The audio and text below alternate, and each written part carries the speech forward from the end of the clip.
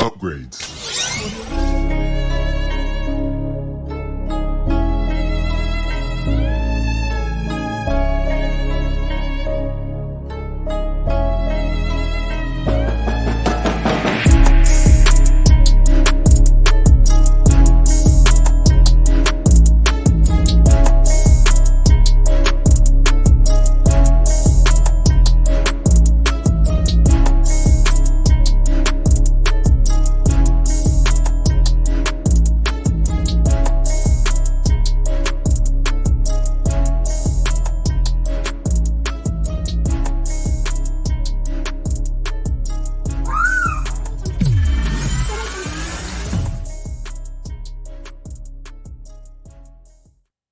Yo, what up, everybody? We are back to talk about Ahsoka. Now, coming off of episode 5, which is easily one of my favorite episodes of the season, dare I say, one of the most interesting televised episodes of Star Wars that I've seen personally, without knowing any context of Rebels, Clone Wars, or anything that was book related.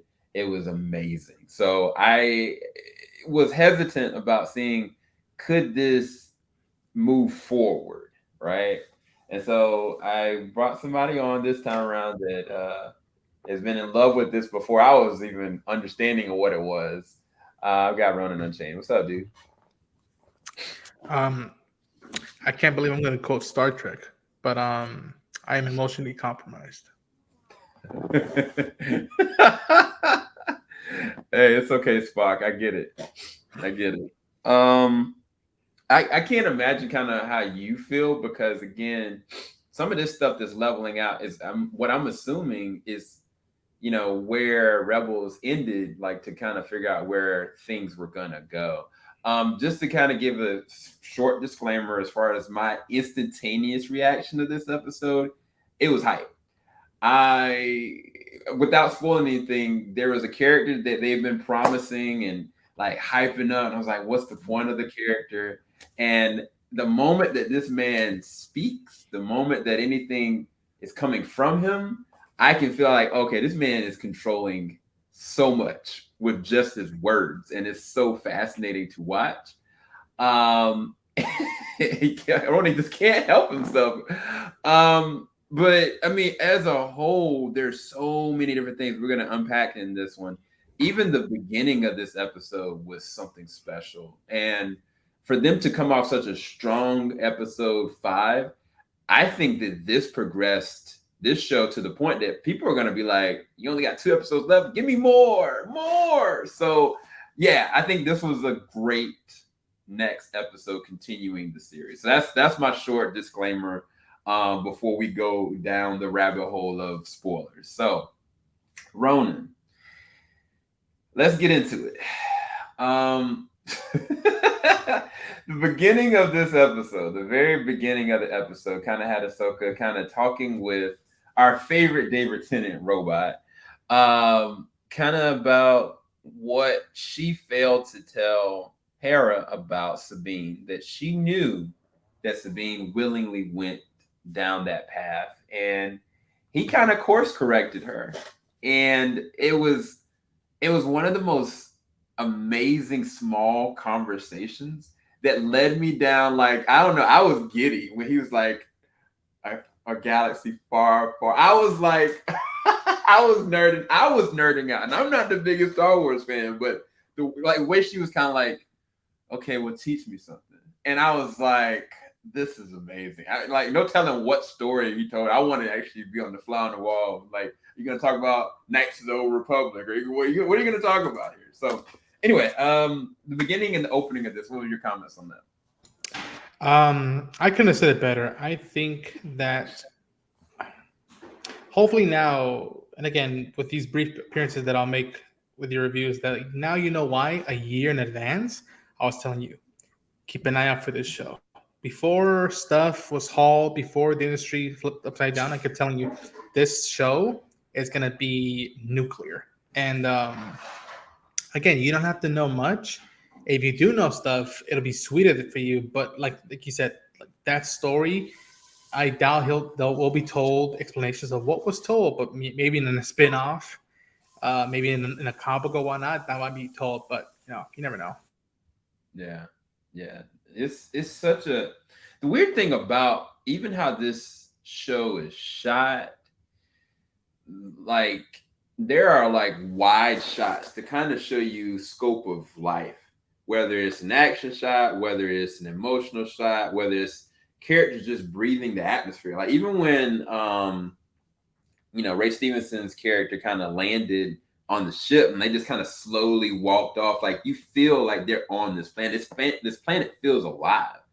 And not to knock some of the new recent sequels, but this show has kind of brought you back to why you fall in love with Star Wars. It's just the atmosphere, the creatures, like the unexplained phenomena of worlds, and yet like people are still people at the end of the day. Because Ray Stevens' character, like you had said, I think you said it, or even Anthony said it, is that his character is one of the most fascinating characters that I've seen since Count Dooku, honestly.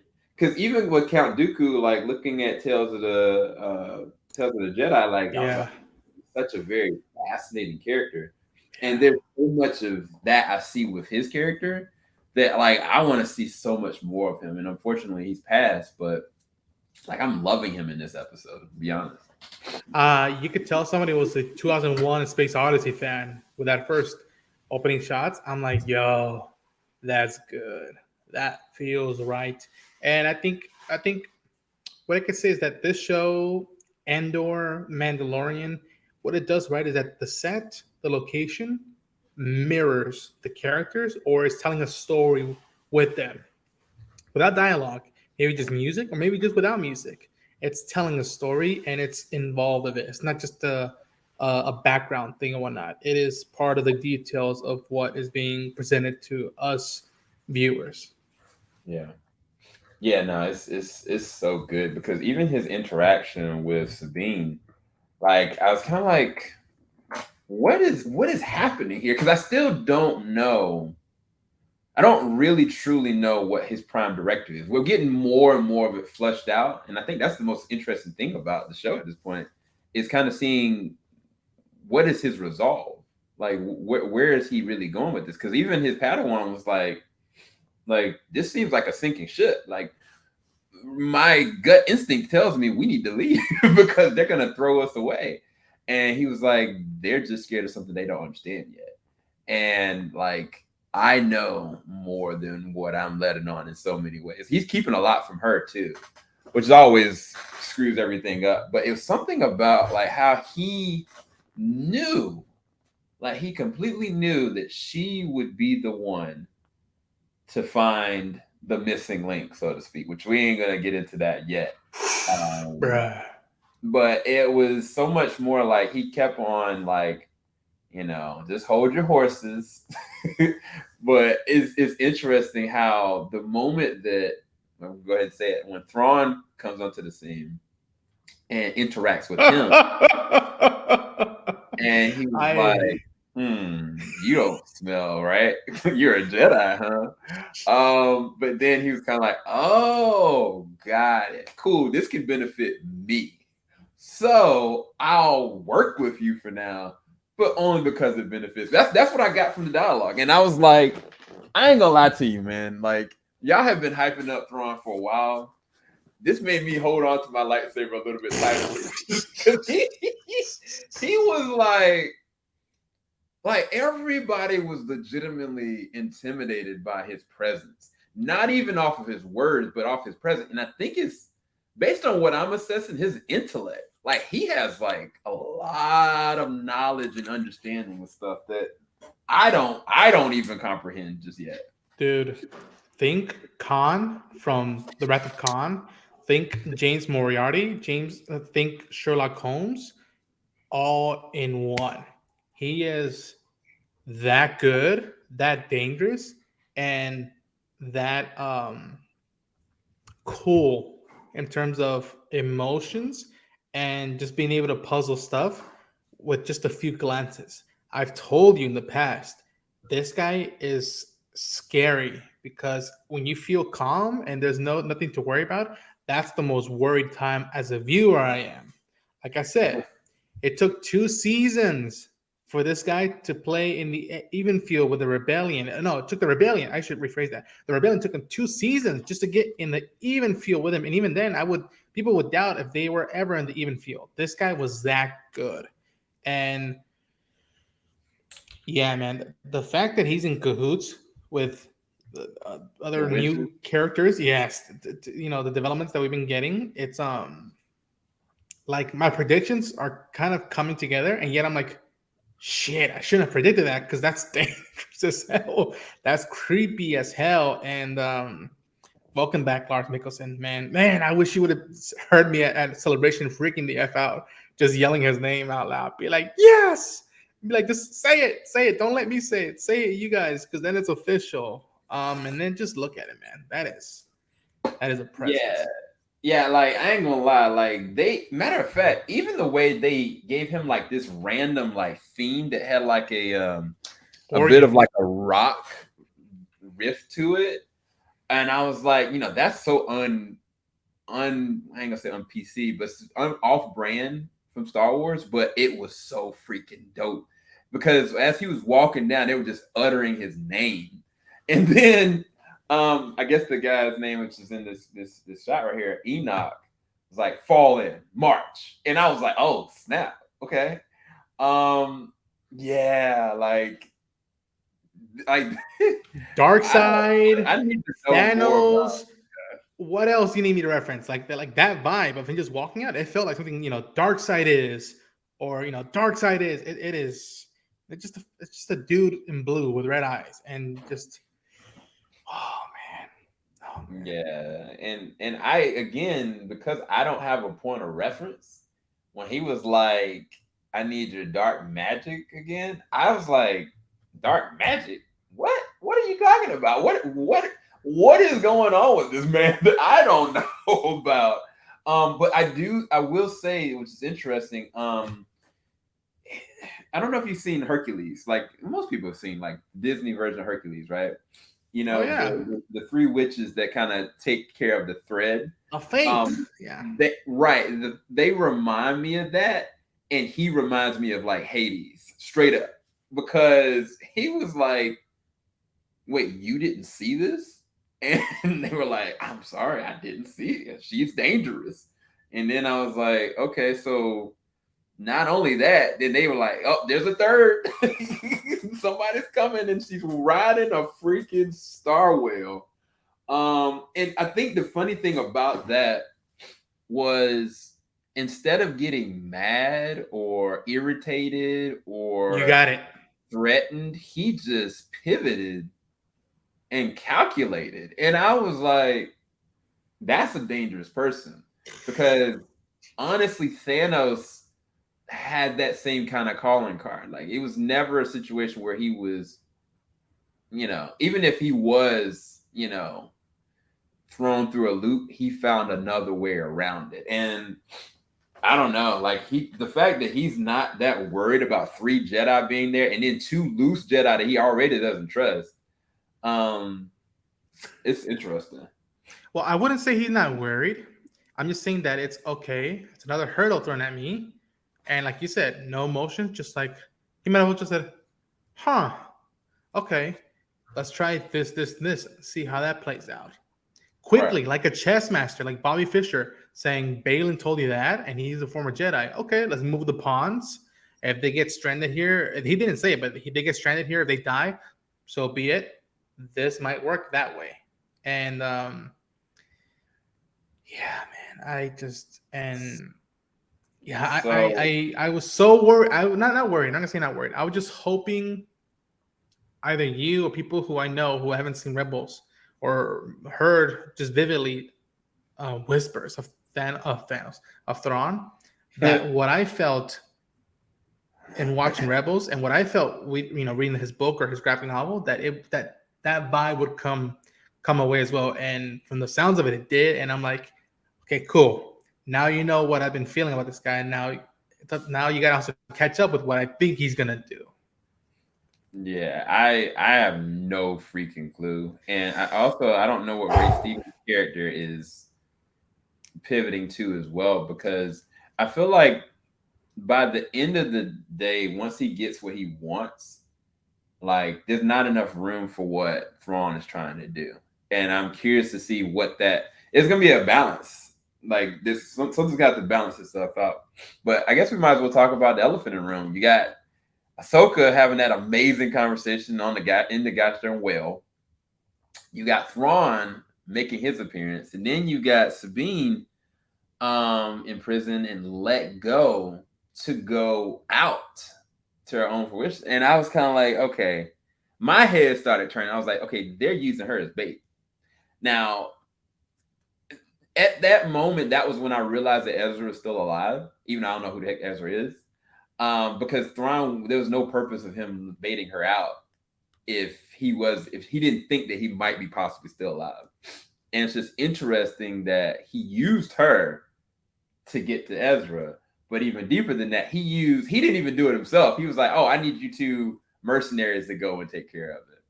And I was like, that is really smart. Because either way, in the event that they turncoat or they bring it in, it still benefits him. He's not gonna lose any people. And he said to her, because she was like, well, don't you need a little bit more? He's like, we've lost quite a bit of people. My goal is to get out this gas. They're good. So I love that. But we gotta talk about the elephant in the room, Ezra. So this is an interesting thing. Again, I don't know anything about the darn character. I saw this scar on him when I was looking through pictures, and I was like, oh, that's the same exact scar on the guy that's playing this. So when I saw this picture, I was like, what is this from? So again, I'm not gonna share it here because I don't know if you two gonna take this down. But Ezra does make his appearance in this one, and him and Sabine have finally an embrace, and it's very heartfelt. It was very tactful. It wasn't a whole bunch of smooshing. It wasn't a whole bunch of like random lightsabers being thrown around. Like even the way that she came upon Ezra with finding these little turtle creatures that were so cute was so interesting. But anytime you see innocence in any show, you're concerned that they're gonna die.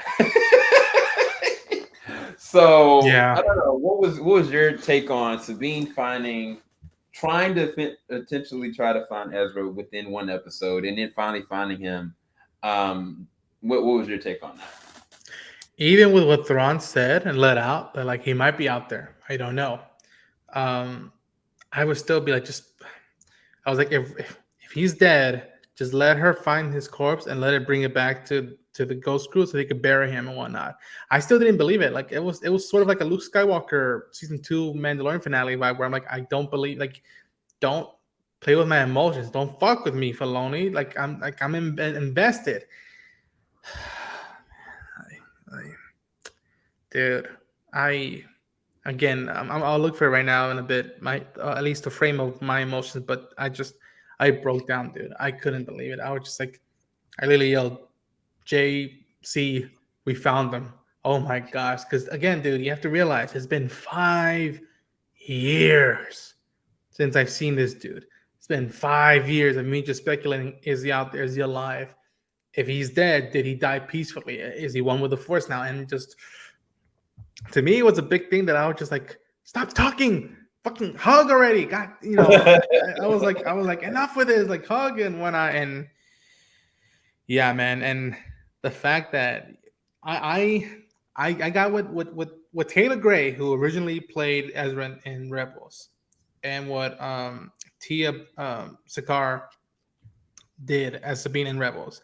You felt that kinetic energy, different yet very similar with what these two actors did, and I was so happy, man. Like again, I had to stand up a couple times, be like, "This isn't real. Like, how is this real? That like I'm seeing this, I'm hearing this." And once they hugged, they played a similar tune, not similar, exact same tune that they played in Rebels, in the finale of Rebels. They used it was the exact same tune, and even that got me more crying. Be like, oh my gosh, that's the last music, parts of some of the last music I heard from watching Rebels. And yeah, man, again, I messaged a couple of my friends on the social medias who have seen Rebels, who are big Rebels fans. I told them I know you're in Chicago. I know you're in Seattle. I just wish I could get a plane ticket just to go to your place and just give you a hug and be like, we found them, damn it. Like, it's, yeah, man. It just, I don't know. Maybe Game of Thrones fans can identify with this, where like when finally characters that you've known in the beginning finally reunited, and you might have been happy. Then this is how I felt. This is my moment where like, all right, we're back. But what comes with that is Pandora's box is open. The dread. Sabine doesn't tell him what she had to do to make this moment happen. He doesn't know, and he's just like, "We're good, right? It worked. What I did worked, right?" And it's gonna crush my heart next episode, being like, "We gotta tell him like what's happening right now. You know, this is a cool moment, but Yeah, at what cost?" yeah. That was the other thing I was gonna say is that initially I was kind of like Sabine, like you when she got mad at the dog and like get away from me. I'm like, or the dog horse, what I call it. I was like, please get on that horse and ride. Like, what are you waiting for? Then eventually work yourself out. But when she didn't tell him, I was like, now look, Sabine, you're watching all this innocence around. You're soaking this in. You know what this means. That you've seen loss before. I know enough just from this show to see that. You should have said to him, like, look, they let me go. And even if I can't sense it, like we need to move, but something to that nature because she's putting them all at risk, and she's putting the person. I mean, and I think that's the other thing. And Ahsoka said in the beginning, like, Sabine made that decision for her, and the robot was like, she maybe didn't feel like she had any other decision. There was no other choice. And it's just this interesting balancing act that always trips up Jedi and Seth when it comes to decisions, when it comes to like what to do, what route to take. But I was kind of like, bro, you gotta tell him, like these people are innocent, like these creatures helped you. So I unfortunately foresee there's gonna be some casualties coming from this.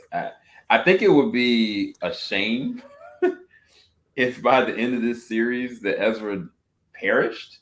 That would that would Oh, don't say that that. would Don't say that. Don't tell me that. Well, I'm just saying because I'm talking about it from a perspective. I Yeah. haven't seen Rebels. I'm looking at it the way the story is playing itself out. Like her, it's cause and effect always, and either one, the effect is those unfortunate villagers are going to lose their lives, or two, she's going to lose everything all over again.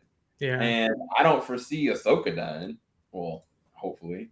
Um, but I don't know. I think it's just a very interesting parallel because I said it last episode is that with Sabine making that decision, I think honestly, going back to Revenge of the Sith episode 3, Anakin felt like because his marriage was a secret, because it threatened him to no longer be a master, because it threatened him to possibly be kicked out of the order, he didn't feel like anybody had his back, even the person that's closest to him, because he had a mandate to the Jedi Order. So he felt like there was no other option, regardless if that was the right thing to do or not. He felt like this is the only way I could be able to save her. He couldn't see the other sides of any of it. And it's such an interesting parallel to what Sabine is going through. And I'm not saying Sabine's going to fall down a dark path, but I think it's just very interesting parallels to how Ahsoka is going to be able to help navigate her through this, whatever way that looks like. But that's my assessment on this. I was curious your take on all of it. No, that you said it. You said it best. That I think people were saying that's stupid decision. That's one, and it's just like I get it. It's probably not the right decision, but I get it. After what she's been through, and I don't know. Maybe I would do the same thing, but I would like to think that okay, I I I got my family back. Now let's start working. Now he said we have to move. You don't stay in the same place that long time. I was like, okay, but now okay, we're united again, but we have to stop the threat again and whatnot. It's like, why? Because the compromise. And I mean, Ahsoka even said it that maybe this was fate. This was supposed to happen. Yeah, yeah. It's just gonna be interesting to see where this all goes. There's just so many amazing highs. Like I don't know what happened, but from episode 4 on, this show has been on full on. I don't know what kind of like kicked into gear, but I can feel the force. I can feel a Yeah. lift in this force. So I did find your picture. So can you describe this moment led up to this picture I'm about to show? This was just her looking at the village, and I'm like, this feels very much like Ezra being resourceful about what to get and whatnot. And I see the village, and you just saw the insignia, and I was just like, okay, he was alive when he got here. Doesn't mean he's still alive right now. And I just Mm-hmm. saw the pan of just her looking around and whatnot. And I didn't want to look at subtitles because I have subtitles on. And I just saw a figure in the background, and it said, "Took you long enough," or like about time. And I was like, I knew it was him. It's embarrassing. Um, Hey, I that's sent a you another real one. emotion. That's a Yeah, real that's emotion. that's that's. And again, I'm partially embarrassed that I captured this, but also that tells you that although I'm not making Star Wars videos each day like a lot of people folks do, or right now I'm taking a pause because of the strikes, that it doesn't stop me from being like, I care about these characters. You saw me, you heard me when we were covering Last of Us. How much moments like, I found a guitar, Ellie. You want me to teach you how to play guitar, or you know how much those moments meant to me. Yeah. And this is what art is. How can you not love storytelling? How can you not love Star Wars? And um, yeah, man. There's another photo I sent you right now where you can clearly see me. That I'm not pretending to. Like, you could see the water in my cheeks and whatnot. That I was just. I didn't tell you this, but once the episode ended, I just started listening to like My Sweet Lord or like Starman, like the Guardians soundtracks, just to be like, "God, this feels like family, man." Like, oh, we made it, we're back, baby. But now, shit, we got to clean up another mess. Yeah, I mean, hmm, the critic and the cynic in me is saying that there's always a cause and effect. Yes. For any good storyline, there's always a good cause and effect. Sometimes it's kind of like a cop out happens, like nothing happens, no ramifications. But I can almost foresee like either one or three things are going to happen, and I'm curious your perspective on what could happen. One is Thrawn makes it out and gets back to the main galaxy, and that is the start of the First Order. At this point, I don't really know. Um, Two, like Sabine's need to find Ezra causes the death of Ezra, which would be terrible. Three, like she loses someone or possibly some people that have helped her, whether that's these amazing villagers or maybe that is Ahsoka herself. And then four is like by the end of this, like Sabine chooses the right path to live, but has to sacrifice herself. Either way, I mean, all those are very negative.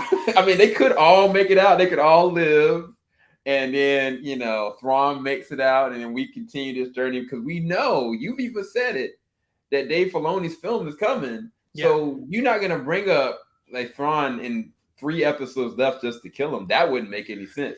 And then the other part of that is even with Ezra, it wouldn't make any sense to do that either. But again, those are just four hypotheticals and thoughts. I'm curious your perspective of what could happen next. All those are possibilities. I don't want them to happen.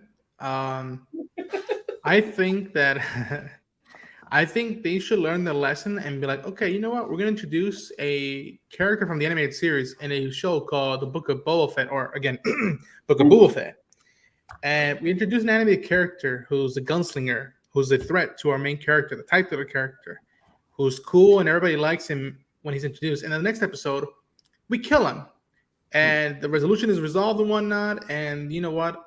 We don't drag that out more and build on it. When I'm not just a one-off thing, I feel that they should learn the lesson and be like, you know what?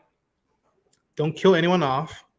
Let Thrawn make his way back, but not all the way back. Because one thing I've taken to understanding is that Ahsoka and Huyang went the natural way of traveling to this other galaxy.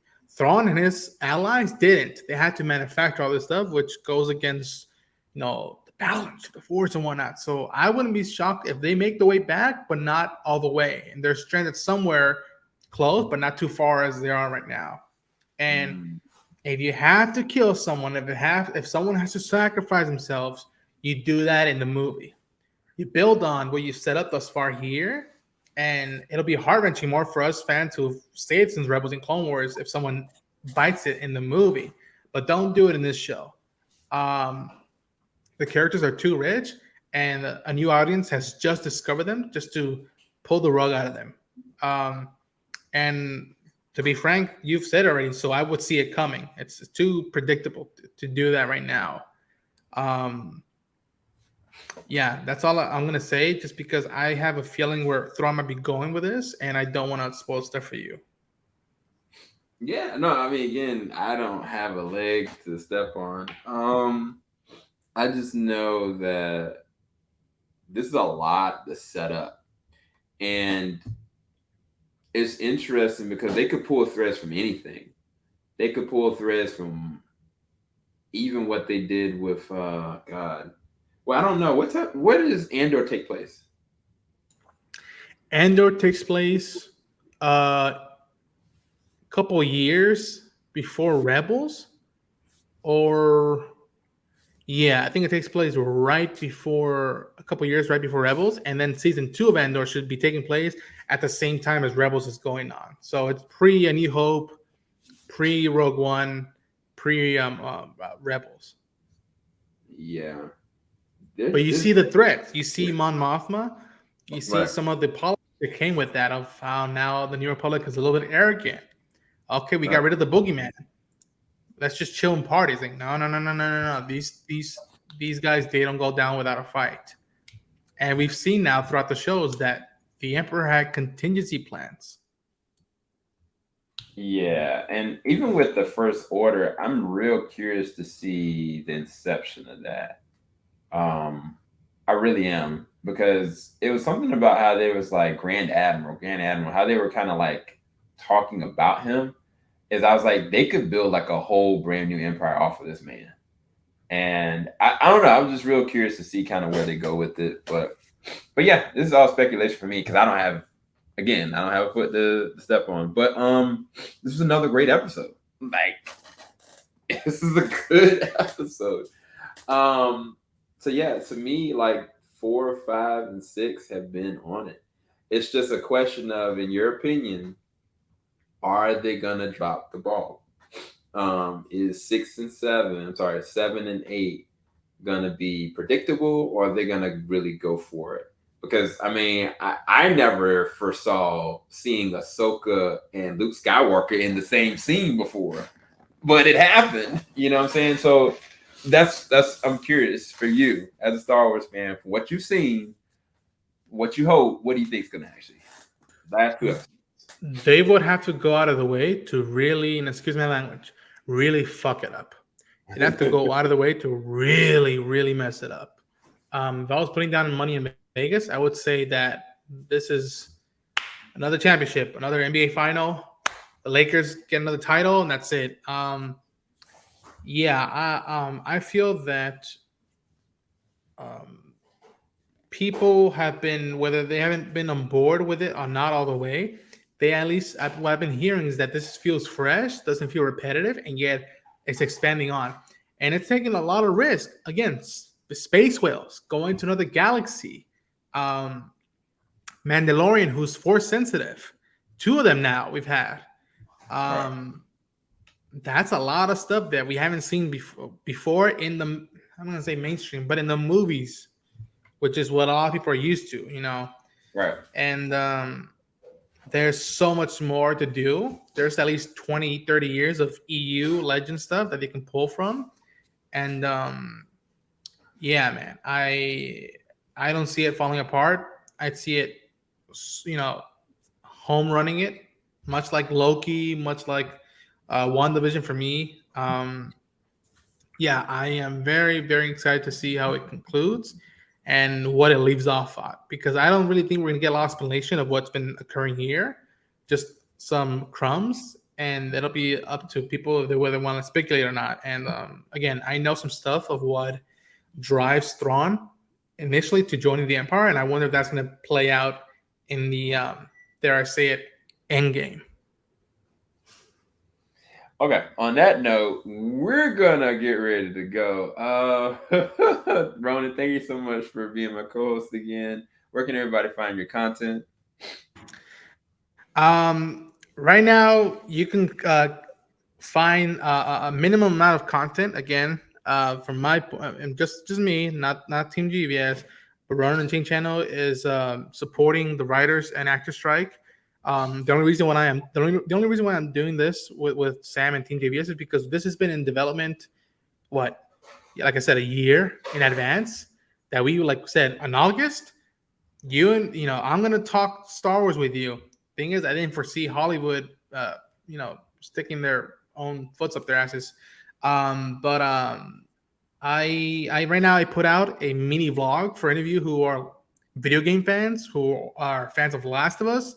I just went to a mini event for one day in LA about celebrating 10 years of Last of Us. There was an art exhibition at the Gallery of Nucleus, and it was pretty fun. I met a lot of fellow Last of Us fans, and I may or may not have developed relationships to do more stuff with Naughty Dog and Last of Us in the future. And that's all I'm going to say before I get myself in trouble. And who knows? You might see more stuff. And stay tuned for maybe next week for something related to what I just talked about.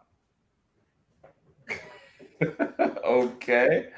Yeah, you guys, we've got quite a bit of content for The Last of Us. If you haven't known, we've got like an audio vlog. We went through bottles and bricks. We went through every single episode of The Last of Us. We had intimate discussions about The Last of Us and breakdowns of certain character dynamics. You can find out on Ronin Unchained, as well as TeamJVS's podcast as well. So definitely go and check out more of that content. Go and check out his social media to be able to get more insight on what he actually saw and what he didn't see. And I think it's a good segue is that we're planning on having a group discussion. Let's just say we have iron in the fire concerning The Last of Us coming very, very soon, and we'll see how that grows. Anyway, we're gonna go. I'll talk to you guys later. Peace, people. Filing out the top of I can see skyline, 50 mile radius on my timeline.